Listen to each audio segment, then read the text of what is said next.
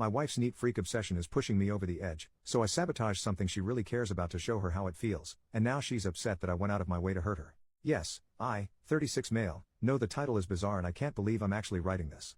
My wife, 34 female, is a neat freak, she always has been. She throws out the notes on my desk just assuming they're garbage. My belongings get rearranged to the point where it takes me hours to find them. It's something I've come to accept. I'm not happy about it, but we have a pretty happy marriage on the whole. I'm a volunteer EMT, and I keep my boots unlaced up against the wall next to my clothes hamper, so that I can throw them on along with my uniform if a call comes in during the middle of the night. Well, my wife has taken to tying the boot laces when she sees them untied. Not only does she tie them, but she tightens them and double knots them to the point where I need to undo the knot, open up the boots, and let a little slack out to fit my feet into them. I ignored it the first 2 times, but the 3rd time she did it, I made it a point to bring up to her the next day. I very calmly said, "Hun, I appreciate that you want everything neat, but please do not touch my boots in the future. Time is of the essence when I'm going on a call and at 2 in the morning I don't have the time to unlace them and open them up. It's not just a minor inconvenience, it's people's lives, so I would appreciate it if you left them alone." She rolled her eyes, said I was being dramatic, and that she wouldn't help me out by keeping my things neat in the future. Well, she never stopped. No matter how many times I've asked her, told her, begged her, she just laughs and says, "Well, you know how I am." The other night a page went out for a CPR in progress. I went to throw my boots on and they were, once again, tightened beyond recognition. So I'm sitting there on the edge of the bed, cursing, trying to get my boots open, and fumbling due to the stress of the situation. My wife opened her eyes, groggily looked at me, and asked, "Don't you need to go on that call?" I know I was in the wrong here, and I regret it. I slammed the boot into the ground and yelled, "Yes, I do. I would have been out the door 5 minutes ago, except some stupid mother effer effed with my goddamn boots again." My wife got up without another word, walked into the bathroom and slammed the door. I got my boots open and went on the call. By the time we arrived, the police had gotten her back, so I didn't have to do CPR, but I was sweating and shaking thinking my delay could have cost a life. I got home and my wife wasn't talking to me. She ignored me the entire day until we finally sat down and talked. She said I had scared her with how angry I got, that she thought I was going to hit her, and she didn't know I was capable of getting so angry. Note, I have never raised a hand to her, nor have I ever yelled at her before. I am absolutely not a violent person in any way, shape or form. I apologized for yelling at her, and acknowledged that I hadn't meant to snap at her. I was frustrated with the situation as I needed to get to the person in need of CPR as soon as possible and it was a delay that didn't need to happen. I, once again, pleaded with her not to touch my boots because lives were literally on the line. She told me that if I was going to overreact and make her afraid, then she would never touch my boots again because she didn't want to live like that. Last night, before I got into bed, I had a sinking feeling, so I went over and checked my boots. I was very disappointed to find them tightened up again, so I decided to show her how it felt. I went over to her closet and pulled out her running shoes. I unlaced the shoelaces on both of them, removed them from the shoes completely, curled them each into a little coil, put them inside the shoes, and put them back. I then went to sleep. At 6:15 I was woken up by my wife screaming, "How could you? Why would you do this?" holding up both laceless shoes with tears in her eyes. My wife likes to go for an early morning run and I knew she would want to get out the door as soon as possible. I smiled and said, "You know how I am. I just like things neat." She continued sobbing and walked out of the room. So, by the time she was all laced up again, it was raining so she missed out on her run. I actually feel pretty terrible about that because I really only wanted to delay her, not ruin her plans completely. At this point, she's alternating between crying that I went out of my way to hurt her and ignoring my presence. I acknowledge that what I've done has been pretty childish and not at all constructive. I just don't know what to do. She said, through tears, "You admitted you were totally in the wrong for yelling at me, and then you turned around and took it out on me in a different way. What is wrong with you?" The problem is, to her, an apology means taking on 100% of the fault. When I apologized for blowing up, she took that to mean she was 100% in the right and that my feelings were completely unjustified. So at this point, I haven't apologized for ruining her run, because she'll take that to mean that she wasn't wrong to touch my boots. I've tried to have these discussions but it's in one ear and out the other. We have such a good relationship otherwise, but I feel like this issue has reached a tipping point and it's going to continue to result in arguments until we resolve it. How do I make things right with my wife while still letting her know that I won't tolerate her disrespecting my property anymore? Edit. Wow. This blew up. A couple things to address points that keep getting brought up. 1. My wife has never been diagnosed as having OCD. As an EMT, I'm very careful about labeling someone as having a disorder as I don't have the proper qualifications to make that diagnosis. I do agree that it's time for her to see somebody, get a proper diagnosis, and address these issues. 2. My boots lace up in the front and zipper on the side. They're not a full unzip but rather an unzip to open them up a bit. The way my wife is tying them makes them impossible to get on even with the zipper down. They're weatherproof and great for standing on rough terrain or the highway after accidents. They're only about a year old and were actually a gift from my wife.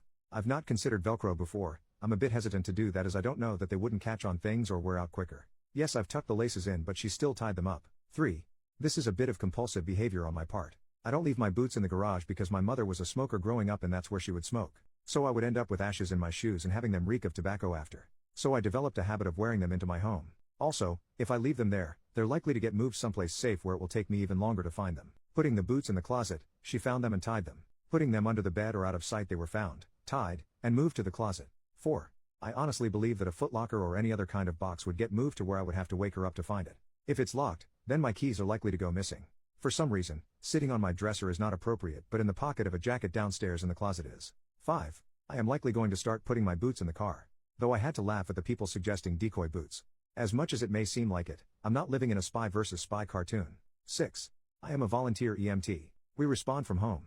We don't have sleeping quarters, and I work the overnight shift, so I sleep during my shift, get out of bed when a call comes in, drive to the building, and take the ambulance to the scene. This is typical of volunteer organizations. Paid EMS is more likely to have sleeping quarters or even require EMTs to be in the truck throughout their shift. Community-based EMS is more likely to take 911 calls and respond to emergencies whether paid or volunteer. Private EMS is more likely to take transport requests such as to or from dialysis or chemotherapy as well as hospital to nursing facility discharges. 7. To those who have told me that I don't have the right to use the word life-saving, on my dress uniform I have pins for 3 defibrillator saves and 4 for CPR saves. I've crawled into a car wreck to open someone's airway and bag them until we could get them out. While transporting a patient, I recognized signs of internal injury and ordered we divert to a trauma center, where he was put directly into emergency surgery that saved his life. Did I do these things entirely by myself? No, of course not. I would never claim that I was the sole reason someone lived. However, I am, at my very basis level, a vital link in the chain or survival. So while I can't claim complete credit for any of the things I've done, I would certainly put a lot of blame on myself if someone didn't live because of something I failed to do. 8. I have a full-time job that I work 8 to 5 Monday to Friday outside of EMS. That is why I volunteer on the night shift. My wife works as a payroll manager for a mid-sized office. I earn about $10,000 a year more than her. We've been married for 2 years. While I lived on my own before we were married, she didn't move into the apartment until we got engaged. So, I think to her, that was my place, not ours, and she didn't really touch my things. I was with another EMS organization until we moved to a new town after our engagement. When we bought the house, I joined the local volunteer squad as an EMT. My wife regards my job as part of my identity while she sees the EMS as something I volunteer to do. She would say, "This is my husband, he is," job title, not "This is my husband, he is an EMT." Update, I've gotten a few requests for an update but didn't want to post until I felt like I really had anything to say. A lot has happened in the past 2 weeks, so I'm going to try to go over it as best I can. My wife and I started talking again. We had a very serious conversation and I did apologize for what I did to her running shoes, and then I told her I had to speak some truth and I wanted her to promise me that she wasn't going to roll her eyes, interrupt me, scoff, or get sarcastic with me, which she did. I told her that I was not kidding about my boots, that while most of the time I caught geriatric transports, falls, and nausea, there were instances where response time was of the essence and I didn't have time to play around with my boots in the middle of the night. I told her that there have been times when my intervention has been critical in saving a life, when my training has helped me recognize an underlying emergency, or when a call I made ensured that a patient was prioritized upon arrival at the hospital. I explained that a lot of the crap I see, I don't tell her about because I don't want to give her nightmares or make her worry about me. She actually listened and didn't dismiss what I had to say. She responded that she was trying to help by keeping things neat. I responded, "But you're not. Sweetie, I'm not trying to be mean, but you're not helping. You're hindering me. One day it may be the difference between life and death. I need you to not touch my gear. It's where I know where it is, it's where I can easily find it in a short amount of time, and if you move it, you are impeding an emergency response. I don't care if it looks neat. It serves a function, it doesn't look pretty. If you want to help me, please leave my gear where I put it." A few nights later I had my friend Officer Rich come over. Officer Rich was one of the 2 cops that did CPR on the victim that night.